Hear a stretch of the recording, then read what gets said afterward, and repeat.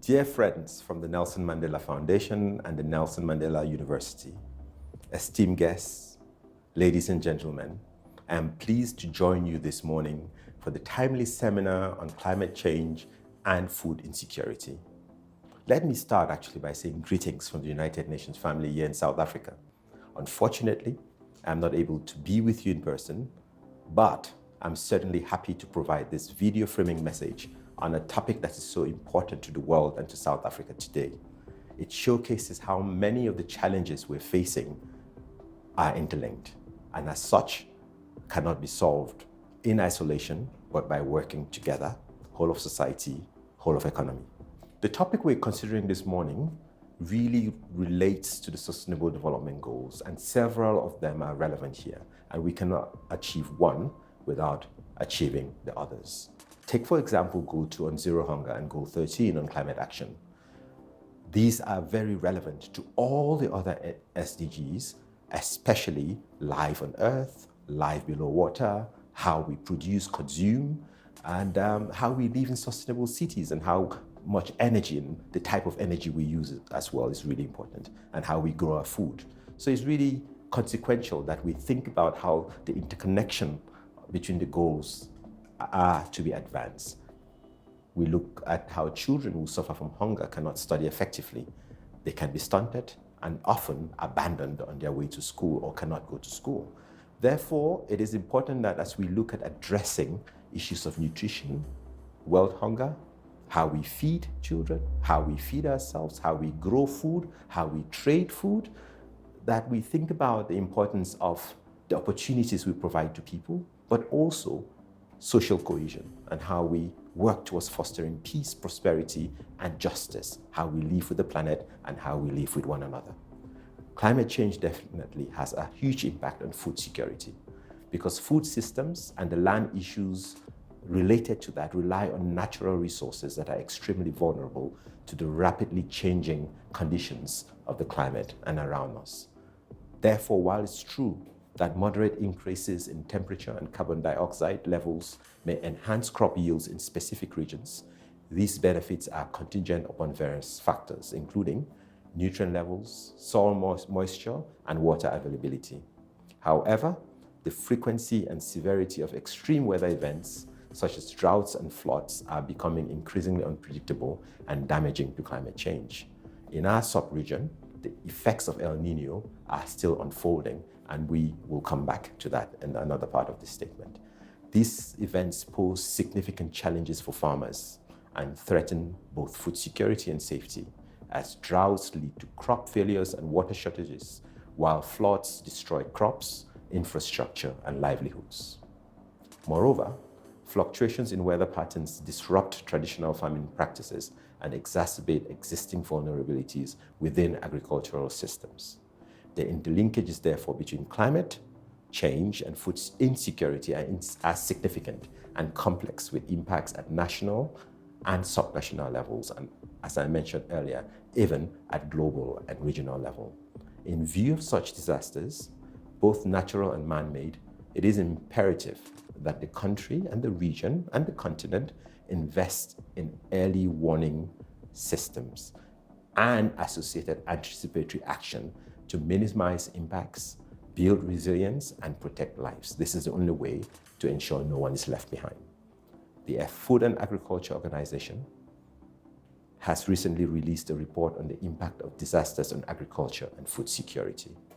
Working with the World Food Programme and even OCHA, a sub-regional assessment has also been rolled out with regards to the impacts of El Nino.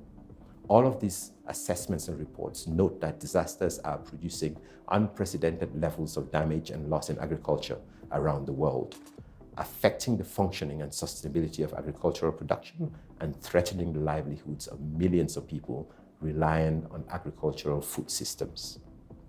These impacts are amplified by underlying factors and vulnerabilities created by social conditions such as global pandemics and conflict situations. To address these complex and interrelated challenges, new approaches to risk reduction and response mechanisms are required. Just last month, my boss, the United Nations Secretary General Antonio Guterres, addressed the UN Security Council meeting, stating that climate and conflict are two leading drivers of our global food crisis. Empty bellies fuel unrest. Conflict can easily be sparked where tensions are high, institutions are weak, and people are marginalized. Where wars rage, hunger reigns, whether due to displacement of people, destruction of agriculture, damage to infrastructure, or deliberate policies of denial. In Africa, an estimated 58 million people are facing food insecurity, while almost 18.6 million children are stunted. And in our sub-region, the Southern Africa region, the challenge of food insecurity is served with a harsh reality where 1 in 5 people face hunger, a rate more than double the global average. 1 in 5 people facing hunger. South Africa has its own challenges regarding the country's food system, with about 20% of households facing food insecurity, according to the recent census results. South Africa is particularly vulnerable to climate change because of its high dependence on climate-sensitive economic sectors and agriculture. The recent floods that devastated KZN and the Eastern Cape serve again as a stark reminder of the interconnectedness between climate and agriculture and livelihoods. Most pressing question is, how do we change this? What do we do about this? With less than 6 years left to achieve the Sustainable Development Goals, we really have no choice but to course correct and embrace a paradigm shift and collectively embark on a journey towards an inclusive, equitable, healthy, sustainable, and resilient future, leaving no one behind. We must therefore blend together, work across sectors, across the economy, across society, and draw interlinkages across policy, knowledge, innovation, finance, climate action, education, and decent work, market systems, trading approaches, and elements to create solutions that are comprehensive and sustainable, whilst also recognizing that there's no one size that fits all. In the South African context, for example, advancing without addressing the vexed issue of land reforms and land redistribution cannot address this problem. At the United Nations Secretary General and Member States also convened the Food Systems Summit. First summit and then a reoccurrence 2 years after. And during this summit, the Secretary General again said, broken food systems are not inevitable. They are the result of choices we have made. There is more than enough food in the world to go around, more than enough money to fund efficient and sustainable food systems to feed the world, while supporting decent work for those who grow the food we eat. Thus, this pertinent statement from the Secretary General implies that as much as our choices have resulted in insufficient food systems, we can decide, and we must decide otherwise. The government of South Africa and partners are committed to addressing these challenges.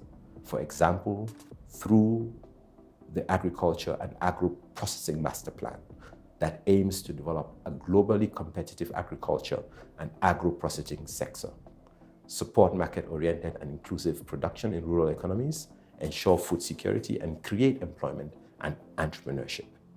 That is why the UN is very happy to be supporting the government in efforts through our Rome-based agencies, including the World Food Programme, Food and Agriculture Organization, the International Fund for Agricultural Development, and expanding this group to include UN Women, UNDP, UNICEF, and others who also have a part to play in this regard. We are acting in a coordinated fashion in enhancing food security, rural investment, sustainable agriculture, all leading to improved livelihoods, enhancing the lot of small farmers, smallholder and rural farmers, women farmers, young people and entrepreneurs who will embrace a resilient approach and a value chain that is strengthened, and thereby extending nutrition programs and providing livelihood training, especially, like I said, to vulnerable women and young people, so that entrepreneurship capacity is reinforced. It is imperative that we prioritize resilient building measures within agricultural communities and involve stakeholders from these communities in the decision-making processes as we move forward. This involves investing in climate-smart agricultural practices, such as drought-resistant crop varieties and soil conservation techniques. Fellow participants, an example I would like to point to is the fact that we need to look at returning to the cultivation of millet crops, as they hold significant importance due to their unparalleled nutritional value and resilience, and how all of this comes together to help us fight climate change. And because of this, millets are vital in combating malnutrition and contributes to sustainable agricultural practices. Transitioning to renewable energy sources such as solar and wind power and improving energy efficiency enhances energy security and resilience. Supporting smallholder farmers in adopting these sustainable farming techniques is crucial for enhancing their resilience to climate change impacts. By addressing the root causes of climate change and building adaptive capacity within the agricultural sector, we can mitigate the impacts of extreme weather events and safeguard food security for future generations. That is why it is important that we implement all of these measures so that we can pave the way towards a more sustainable and resilient future for agriculture and food systems worldwide. Agriculture and food systems worldwide that are resilient to the impacts of climate change. What I therefore urge all of you to do is to join us so that collectively we can play our part, from academia to civil society to the private sector to traditional leaders, smallholder farmers, women and young people, strengthening the partnerships that we have and collectively mobilize intentionally our efforts so that we can truly transition and embrace this paradigm shift towards the achievement of the Sustainable Development Goals. We salute you, we see you, we need you, we're ready to work with all of you. And I therefore wish you a successful seminar with fruitful discussions and outcomes that will pave the way and rally others around this crucial effort for people and planet, and ensuring that food security or insecurity is fundamentally and comprehensively tackled. I thank you all, and I look forward to hearing about the outcomes of these deliberations, and also for my team to participate over the next 2 days.